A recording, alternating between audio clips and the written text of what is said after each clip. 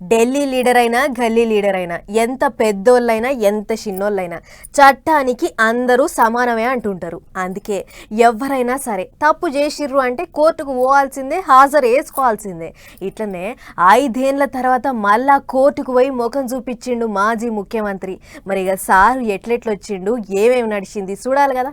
పాండ్రి చూడర్రి మాజీ CM Jagan sir చానొద్దులకు లేక లేక హైదరాబాద్ వచ్చిండని ఎగబట్టచ్చే చేసిండ్రు అభిమానులు.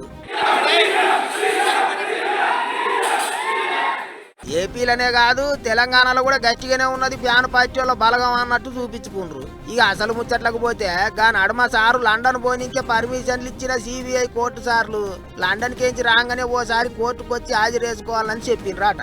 అందుకే అట్లిట్లా 6 ఏళ్ల తర్వాత సారు మళ్ళా కోర్టు మెట్లు ఎక్కిండు. అప్పుడు ఎప్పుడో 2020లో సారు కోర్టుకు పోయిండు అంటే మళ్ళా ఇన్నొద్దులకు అటు మొగాన పోయిండు. ముఖ్యమంత్రిగా ఉన్నొద్దులు కోర్టుకు మనిషి రాకపోయినా సరే అన్నట్టు పర్మిషన్లు ఇచ్చిండ్రట సార్లు. కానీ ఇప్పుడు మాజీ సీఎం కాబట్టి హాజరేసుకోవాల్సిందేనని చెప్పిండ్రట. సారు మీద మొత్తం 31 కేసులు ఉన్నాయట. అయితే ఇప్పుడు వచ్చిందిగా కేసుల విచారణకు కాదు, హాజరు పని మీదనే పోయిండా అన్నట్టు. అందుకే వ్యవహారం 3 అంటే 3 నిమిషాలలోనే ఒడిచిందా అంటారు. మన పాస్పోర్ట్ అప్లికేషన్ ప్రకారము పాస్పోర్ట్ తీసుకున్నారు కాబట్టి విదేశాలకు వెళ్ళారు కాబట్టి తిరిగి వచ్చిన తర్వాత ఇక్కడ కోర్టులో హాజరు కమ్మన్నారు కాబట్టి ఆ కోర్టు ఆర్డర్ని గౌరవించి వారి రోజు హాజరు కావడం జరిగింది. ఈరోజు ఓన్లీ అపీరెన్స్ మాత్రం ఉన్నది కాబట్టి అపీరెన్స్ ను వారు రికార్డ్ చేసుకుని పిటిషన్ క్లోజ్ చేయడం జరిగింది అన్నట్టు. ఇక అటు కోర్టు పని ఒడిచినంటనే బండెక్కి పట్నంలో ఉన్న లోటస్ పాండ్ ఇంటికి పోయిండు మాజీ ముఖ్యమంత్రి.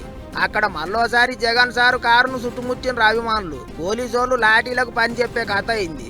అన్యవగానే ఆ పబ్లిక్ ఆ కథ చూస్తుంటేనైతే సారు కోర్టుకు పోయినా పెద్ద ర్యాలీ తీసుకొని పోయినట్టే ఉన్నది కదా అనుకున్నారట పబ్లిక్.